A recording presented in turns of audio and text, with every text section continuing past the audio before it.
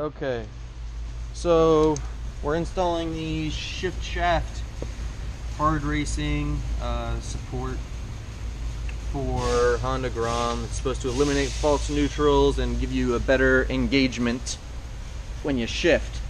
So Jack already has one on his GROM. We're going to install it on my GROM. Jack's going to install it. We're going to give you a walkthrough of how to do it. You are going to need, I would recommend like this, 1/4 inch. This way you don't really over tighten it, maybe choke up on it so you don't crack your case. And you need a 10mm, an 8mm, looks like a pair of dikes, some needle nose, and possibly a swivel. Yeah, you might not need that, but okay.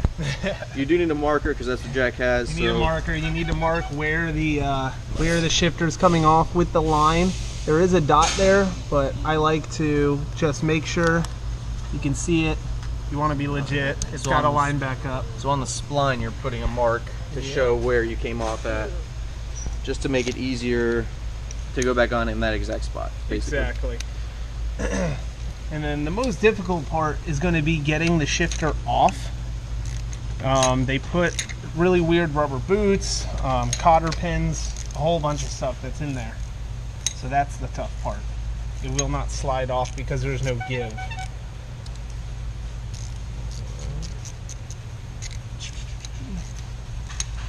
So basically Honda puts a bunch of stuff in your way to make it harder to do this. Yep. So once you get the 10 out, set it aside. You got to slide up these rubber boots one by one, whichever way you want to. I usually grab it from the top. There's a tab, pull it down, and slide it out of your way. Boom. That's that. That'll expose those cotter pins. You can see the cotter pin. You just pry them back, pull it out. That'll take off the washer, and then we'll work the second one. Grab this.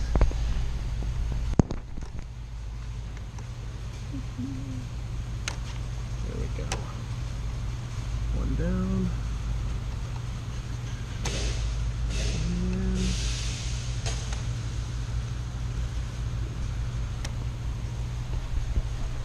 And yeah, that's a good angle. Get in there. Let's see.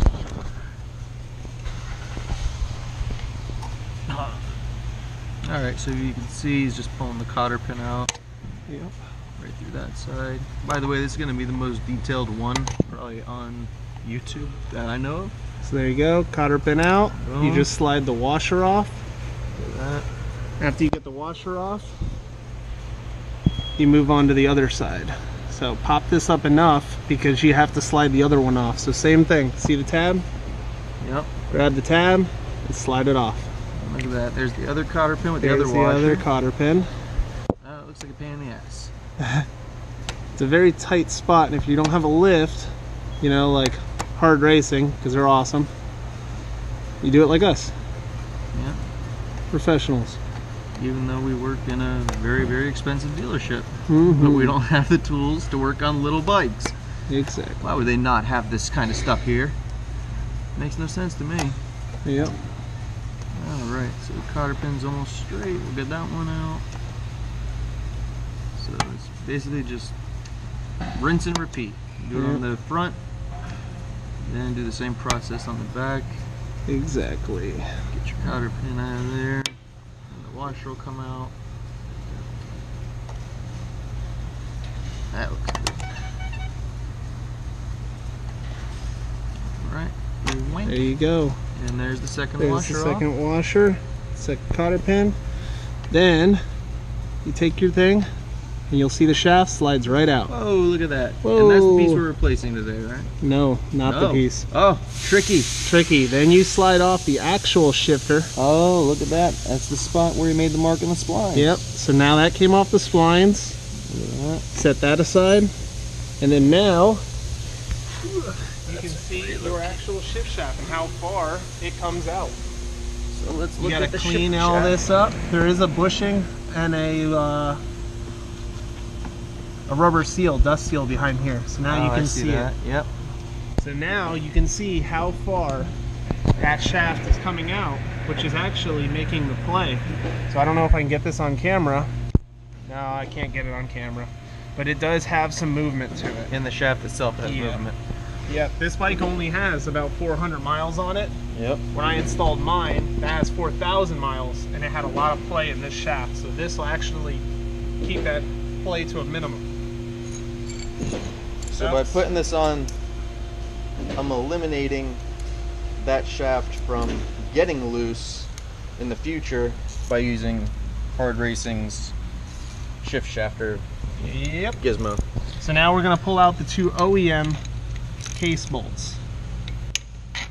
Now, according to Hard Racing, if you're going to be doing this job, this is not the time to go take a siesta or a beer break.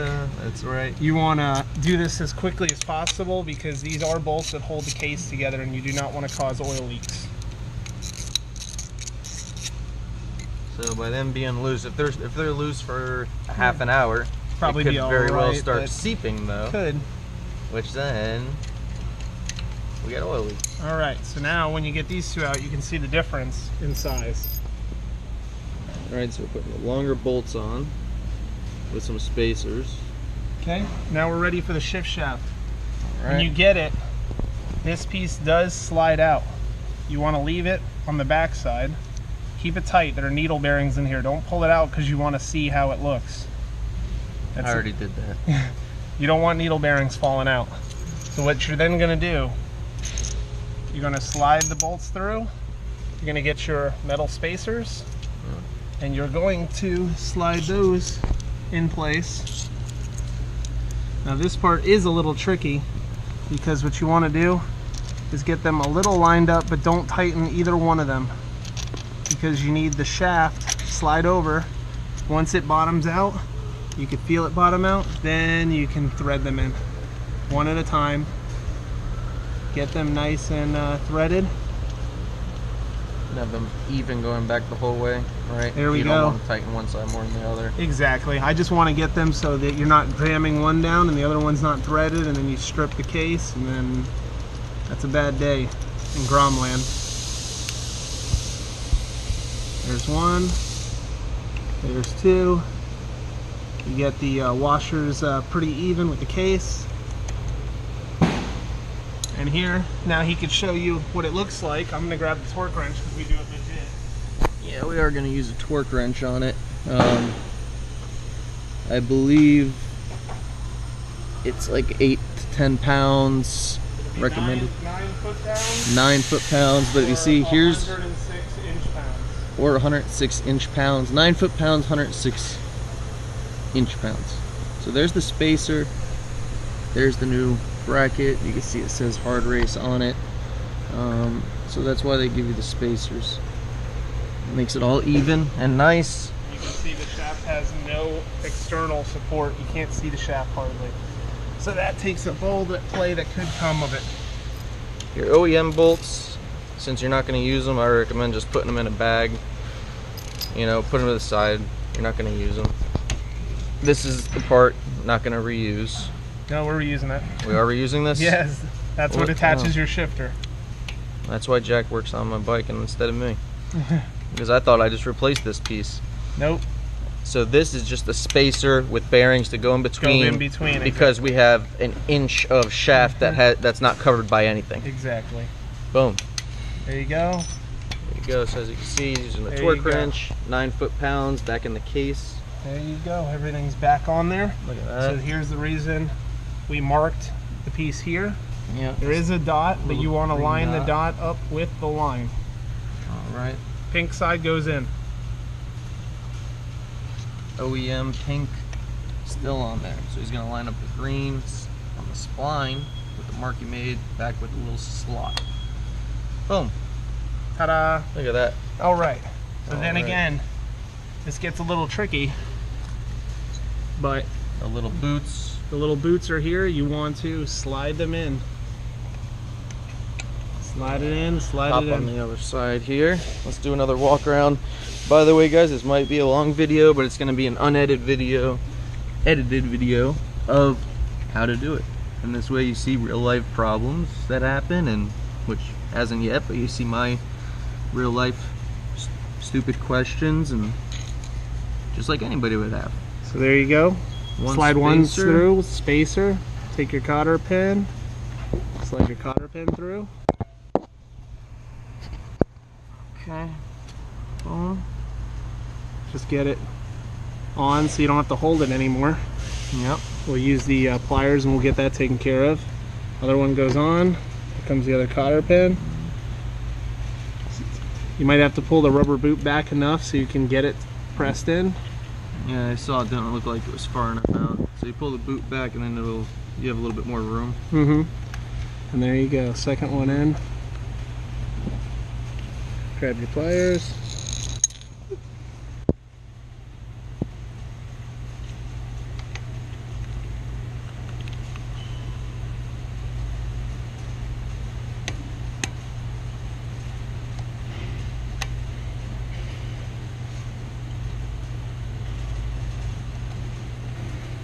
And this is a very tight place, so. Yeah, it doesn't look like it's an easy spot to work with.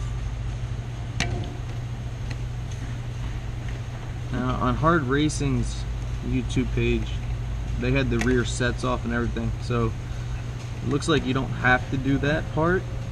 As you can see, Jack just installed it without having to take off the other part, but maybe they did that just to make it easier for videoing. I don't know. Could it? Because I mean, maybe only for video, because I don't see any reason why they would need to come off actually at all. No. So maybe it was just so they can get better camera views and not do what I'm doing. Luckily, I own a Session as well with my other GoPros, so I can. Right now, it's stuck in between the exhaust and the engine case. Nice to have a little bike. Or a little camera for a little bike. Little camera for a little bike.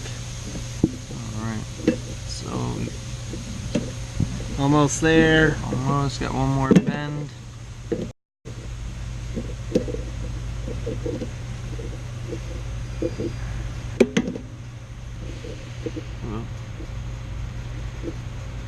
And there we go. Alright, that looks good. So then what do you do? Pull So the then boots back around? You pull the boots around, you don't want to rip them, but you nice and easily work the boot around, and then you'll feel it pop over. Nice. So once it pops over, this one, the lip's still there, there you go. So once it pops over, you can see that it's sitting flush, the tab is out, and it's at the top. So when you're putting that piece back on, don't flip it around so then these are at the bottom. Okay. That won't be correct. So you want the tabs to be at the top, sticking out. So there you go. Those two are up. The last thing to do is we're going to reinstall our 10mm. And it's going to get the same treatment with the torque wrench. So how many foot-pounds go on that 10? I did the same as the 8s. Alright, so close to 9 foot-pounds. It might be a little less because this is a piece that is removable and it does bend. So more to feel. As long as it's snug, it'll be fine. It's not going to come off on you.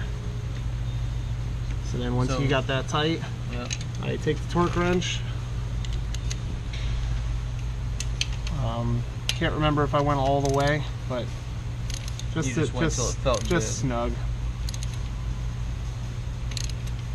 There you go. Okay, because a lot of people don't have a torque wrench. So exactly. Hand tight. You want to hold it here. Hold it up close. at the top. You won't break anything off. You won't snap anything. So the lower you are, you get more leverage, and then it could break. So there you go. And that's done, huh? It is installed, so we can test it. Start the bike up. Let's see it. Alright. Neutral. Boom. We're in first. Kickstand Kill switched down. it. No big deal. I did hear it engage. You can hear the click. Let's see. Okay, and it says neutral, so that seems pretty smooth. Here we go. Oh yeah. So you definitely hear a good engagement. That sounded like neutral. That sounded like a good engagement. We're getting there. We're getting there. Here you go. First, you can hear how stiff it is. There you go. Yeah. Real engagement. Out to neutral. Nice. No big deal. So you have good positive engagement. Yeah. And it should eliminate some of the false neutrals on your bike, and it's only 60 bucks. So check out hardracing.com and you'll see that little piece on there. And and check out their YouTube channel, Hard Racing, and check us out at Treasure Coast GROM Squad on Facebook and on YouTube. All one word, Treasure Coast GROM Squad. Roller bites. Right? Hell yeah. Check us out. Subscribe. Subscribe. And don't touch our Hondas. Oh, and Jose. And like. Ducati.